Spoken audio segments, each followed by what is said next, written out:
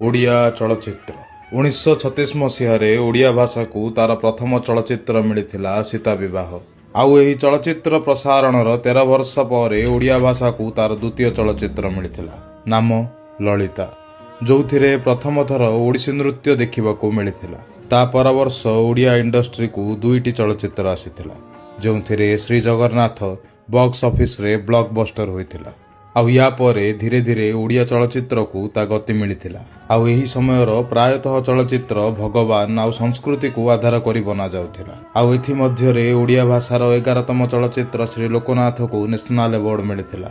ଆଉ ସେହି ବର୍ଷ ଶ୍ରୀ ପ୍ରଶାନ୍ତ ନନ୍ଦଙ୍କୁ ନ୍ୟାସନାଲ ଆୱାର୍ଡ ଫର ବେଷ୍ଟ ଫିଚର ଫିଲ୍ମ ମଧ୍ୟ ମିଳିଥିଲା।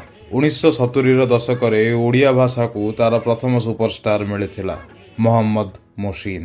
ଆଉ ଏହି ଟାଇମ୍ ପିରିୟଡକୁ ଓଡ଼ିଆ ଇଣ୍ଡଷ୍ଟ୍ରିର ଗୋଲ୍ଡେନ୍ ଏରା କୁହାଗଲା। ଆଉ 1981 ମସିହାର ଫୁଲଚନ୍ଦନ ଚଳଚ୍ଚିତ୍ର ନ୍ୟାସନାଲ ଆୱାର୍ଡ ପାଇଥିଲା। ଆଉ ଏତିକି ମଧ୍ୟରେ ଇଣ୍ଡଷ୍ଟ୍ରିକୁ ତାର ଭିଲିୟନ ଶ୍ରୀ ଦୁଃଖୀରାମ ସ୍ୱାଇଁ ଆଉ କମେଡିଆନ ଶ୍ରୀ ଜୟରାମ ସାମଲ ମଧ୍ୟ ମିଳିଯାଇଥିଲେ। ଆଉ 1980 ମସିହା ଆସିବା ବେଳକୁ ଇଣ୍ଡଷ୍ଟ୍ରିରେ ପାଦ ଦେଇଥିଲେ ଶ୍ରୀ ଉତ୍ତମ ମହାନ୍ତି, ମିହିର ଦାସ, ବିଜୟ ମହାନ୍ତିଙ୍କ ଭଳି ବଡ଼ ବଡ଼ ଆକ୍ଟର। ଆଉ ଏହି ସମୟରେ ଇଣ୍ଡଷ୍ଟ୍ରି ଗ୍ରୋ ହେବାରେ ଲାଗିଲା।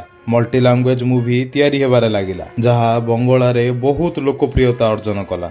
1990 ମସିହା ଆସିବା ବେଳକୁ ଗୋଟେ ନୂଆ ମୁହଁ ଇଣ୍ଡଷ୍ଟ୍ରିରେ ଏଣ୍ଟ୍ରି କଲା, ଶ୍ରୀ ସିଦ୍ଧାନ୍ତ ମହାପାତ୍ର, ଯାହାକୁ ନ୍ୟୁ ଜେନେରେସନ ସୁପରଷ୍ଟାର ବୋଲି ମଧ୍ୟ ଲୋକମାନେ ଗ୍ରହଣ କଲେ। ଆଉ ସେହି ସମୟ ଯାଏଁ Odia industry original content produce କରୁଥିଲା, ଯେଉଁଥିରେ ମାଟି ଆଉ ସଂସ୍କୃତିର ସୁଗନ୍ଧ ଭରି ହୋଇଥିଲା। ଆଉ 2000 ମସିହାରୁ ଆରମ୍ଭ ହେଲା ଇଣ୍ଡଷ୍ଟ୍ରିର ଡାଉନଫଲ୍। 2000ରୁ 2005 ମସିହା ଯାଏଁ ଗୋଟେ ଡାର୍କ ପିରିୟଡର ବିଗିନିଂ ହେଲା। ମୁଭିକୁ ଲୋକମାନେ ଏଭଏଡ କରିବା ଷ୍ଟାର୍ଟ କଲେ। ଆଉ ଏହି 5 ବର୍ଷ ମଧ୍ୟରେ ଓଡ଼ିଆ ଇଣ୍ଡଷ୍ଟ୍ରିକୁ ଗୋଟେ ବଡ଼ ଚେହେରା କି ନୂଆ ଚେହେରା ମିଳିପାରିଲା ନାହିଁ। ଆଉ 2005 ପରେ ଇଣ୍ଡଷ୍ଟ୍ରିକୁ କିଛି ନୂଆ ଚେହେରା ଆସିଲେ, ଯେଉଁମାନେ ଖୁବ୍ ନାଁ କମେଇଲେ, ଯେପରି ଅନୁଭବ, ଅରିନ୍ଦମ, ସବ୍ୟସାଚୀ, ବାବୁସାନ ଇତ୍ୟାଦି। ଇଣ୍ଡଷ୍ଟ୍ରି ଟିକେ ଉପରକୁ ଉଠିଲା, କିନ୍ତୁ ରିମେକ୍ ଓରିଜିନାଲ କଣ୍ଟେଣ୍ଟର ଜାଗା ନେଇସାରିଥିଲା। ରିମେକ୍ ଏତେ ଆଗକୁ ବଢ଼ି ଯାଇଥିଲା କି ଏହି ଆଗଧାଡ଼ିର ନାୟକମାନଙ୍କର ଡେବ୍ୟୁ ମୁଭି ମଧ୍ୟ ରିମେକ୍ ହିଁ ଥିଲା। କିଛି ଲୋକଙ୍କ ଲୋଭ କାରଣରୁ ଓଡ଼ିଆ ଇଣ୍ଡଷ୍ଟ୍ରି ତା ଇତିହାସକୁ ଧ୍ୱଂସ କରିବାରେ ଲାଗିଥିଲା। ଯେଉଁ ଇଣ୍ଡଷ୍ଟ୍ରି 1980-90 ମସିହାରେ ନ୍ୟାସନାଲ ଆୱାର୍ଡର ମାଳା ଗୁନ୍ଥୁଥିଲା, ଆଜି ତା ଦର୍ଶକ ତାକୁ ଦେଖୁନଥିଲେ।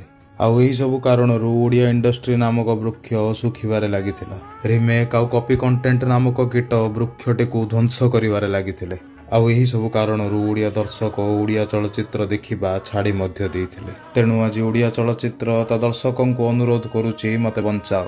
ଆପଣଙ୍କ ବିନା ଭଲ ପାଇବାରେ ଏହା ସମ୍ଭବ ନୁହଁ।